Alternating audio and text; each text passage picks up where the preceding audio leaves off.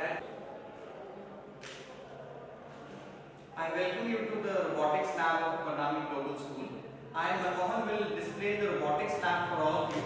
So we are actually going to discover, experience and explore science and maths related activities with this.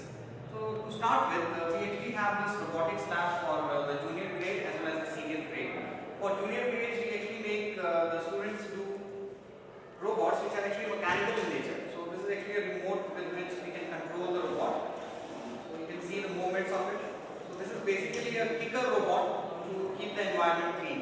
Now what we have done is we have designed some 16 activities per class per year, and in that case every child will get an opportunity to work on it in the form of group. Now particularly groups have been taken up because when the students are actually working in a group, their team leadership qualities get developed, their ability to show their innovativeness, their creativity gets a platform. Along with that, when the child makes a successful robot, it gives them a sense of achievement. So this is what we are trying to do forward in our robotics lab. It's going to be a very vibrant one. Now let's go to the senior section, wherein for classes 6 till 9 we have autonomous robots. That means something which can be programmed. So we have all the computer set up over here with which we can make the students do the programming. For example, I am taking this robot, which is actually a class 7 activity. It has some sensors on board, and these sensors make it sense the environment around it. So in the kit we have all the components that are required. So there are 5 sensors on our body.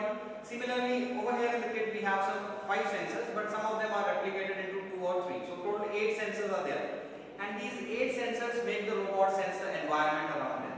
Now let's see how it works. So presently I will turn it on. You can see some red light coming out of it, and it has been programmed so that it actually moves forward. But if there is any obstruction in front of it, it is supposed to go back, or it is supposed to avoid the collision. If both the sensors sense, it goes back. Now there is a concept of light which is actually introduced to the students in class 7.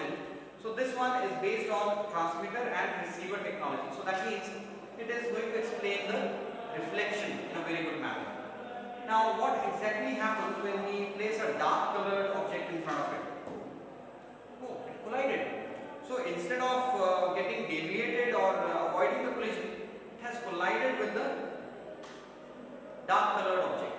Now what do we learn from it? So basically there is a transmitter and receiver, so it is working on reflection of light. So if we see the white colored object, they are actually good reflectors, whereas the dark colored objects are good absorbers. So we can clearly mention this thing. Now we correlate it with the real life, wherein we say that in summers we wear light colored clothes and in winters we wear dark colored clothes. So summers means heat, we need to reflect that, and in winters we need to keep ourselves warm. That means we need to wear dark colored clothes because they are good absorbers. So many concepts like this can be really very well explained with the help of robotics lab.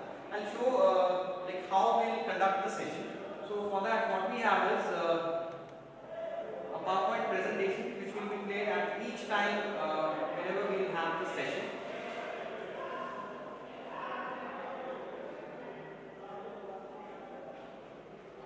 So this is one of the presentations which is from class 5. So presently we see this is the robot which the students need to make. There are some real life examples of it. And then since we discussed that it will be a group activity, we are going to divide the groups. Now the students need to pick up all the components from these kits. So these are the components. Very nice pictures have been taken for the same. And then there is a step-by-step process of how to do this. So this thing will be projected on the projector and the students will start doing their activity. Now wherever required, the teacher will be actually going to each and every group and will simplify their challenges which they are facing while they are actually doing it. So they'll follow the instructions from the board and almost close, so they'll join these two things together. So this is going to make the entire learning really activity driven, and students will enhance their skills of science and mathematics. So with this I end up. I hope you like the things.